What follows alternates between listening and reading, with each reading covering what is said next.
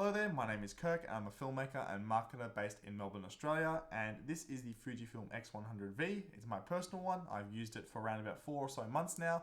It is honestly one of the best cameras I've ever owned or used in my entire life. Even though I haven't owned too many cameras, I've used plenty of them, especially with rentals, and it's been a dream to use. If you're looking to get one, go grab it, start watching reviews. It'll change the way you take photography, and most importantly, it'll make you love photography again if you want to reignite that passion. But today's video is all about my favorite film recipes that I use and what I think are some of the best recipes out there.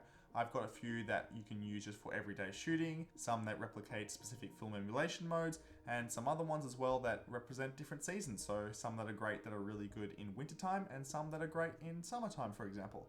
So without further ado, I want to go through some of my favorite recipes and as well show you what some of those photos might look like if you were to use them as well. Now obviously these recipes aren't exclusive to the X100V, but are really good and can be used across a lot of the other Fuji X lines too. So starting off with number one is a film emulation mode called Snow. This is one that I've recently just kind of added into my camera mix-up. Essentially, I went to the mountain quite recently and it took some amazing photos.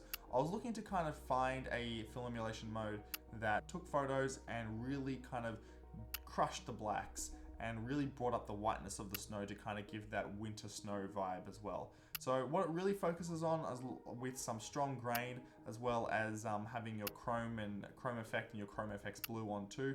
It really kind of brings up the highlights, crushes the shadows, but it also makes sure to bring down the color sharpness and noise reduction too. And it really works well when you're shooting out in the wild and on a mountain, for example. That doesn't say that you have to use it just out in the snow. You can use it anywhere if you want to get this kind of vibe. And if you like the photos on screen, that's what it looks like too. My number two pick is the most common one that I use and I've used for mostly all of my pictures, especially when I first got this camera, and that is what I call the Kodachrome film recipe or film emulation mode. It's mainly to replicate Kodachrome film stock. Or I think that's what it's called, or it might be something different. I'm not too technical with that stuff. Essentially, it brings down the shadows, bumps up the highlights, as well as increases the dynamic range as much as possible. But the main thing it does is it really boosts the color, especially with the blues as well. That's how you get that nice chromy blue sky effect, as well as adding a little bit of grain in there too. It really comes and brings photos to life, and it has that unique Fuji look. And I think especially when you put on a filter on the front of the camera, it looks wonderful. I don't actually have a filter for the camera just yet. The only time I've ever used the filter is by putting a big Cinebloom filter for my Blackmagic camera, which is like a 77mm thread, which I just hold over the top and take a photo, and it still looks great, and it kind of has that nice little effect too. So this is the Kodachrome filter, my most used one, and again, a really great filter when you're just starting out. Next up here, I have a clean filter. Now, this was from a video I watched a while back. I can't remember what one it's called, but essentially whenever I'm taking pictures inside, for example, at birthday parties or of people, or especially just traveling and stuff, and I don't want a kind of creative look to go onto the image, this is the filter I use. It really plays nicely with skin tones, keeping them nice and neutral, and really works well whether you're taking something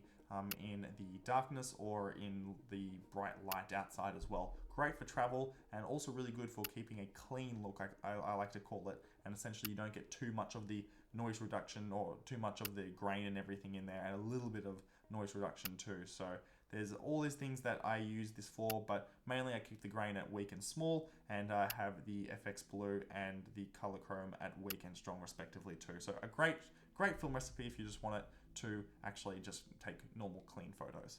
Moving on to my favorite nighttime one. This film recipe replicates CS800T Night, which is a really nice film stock for shooting on actual film late at night. And I think it's very expensive to get your hands on replica ones or even authentic ones too these days. But this with a Cinebloom filter at the front, as well as a little bit of tweaking in Lightroom, or even, in fact, I've only edited like 1 or 2 photos to bring up the shadows because I've underexposed it a little bit sometimes, but just taking this straight with JPEG a lot of the time is fantastic. I've never actually shot RAW with this, so any edits I have done with this nighttime kind of film emulation mode or recipe works great, and I only ever need to edit it just to bring up some shadows sometimes if I've underexposed, and JPEG does store a lot of the details. I mean, the JPEG files coming out of this camera is around about 12 megapixels or so, and they work really, really well. But a fantastic film recipe for when you're shooting late at night, and especially with a Cinebloom filter or a Pro Mist filter, because you get that nice hazy effect coming from lights and everything too.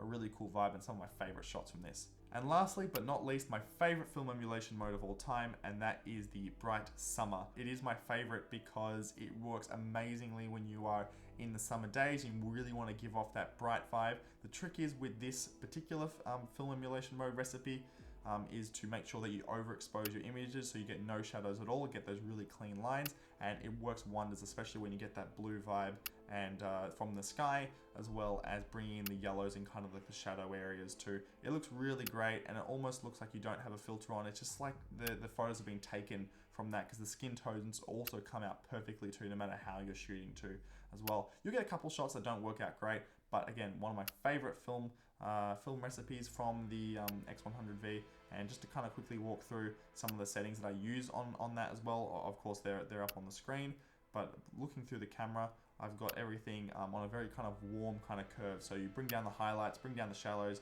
bump up the colors, as well as no changes to sharpness, with a bit of noise reduction, reduce, and clarity as well, because you want to get that nice soft feel and ensure that you get that nice summer vibe. And it's one of my favorites. And most importantly is that this has got some of my favorite actual video shots from this camera, where I haven't graded it in DaVinci Resolve afterwards. I've just used this kind of emulation straight out of the gate, and it looks perfect. And I think the videos show for itself as well, and actually really match the Blackmagic footage too from a little point and shoot camera. And that wraps things up. Thank you so much for watching my favorite film recipes, or I guess you could call it emulation modes. Lots of people call them different things, but really they're just presets that I've mapped onto the back dial here. And you can change them all the time. If you have any questions, feel free to let me know in the comments below. Have a wonderful day, stay safe, and of course, do take care.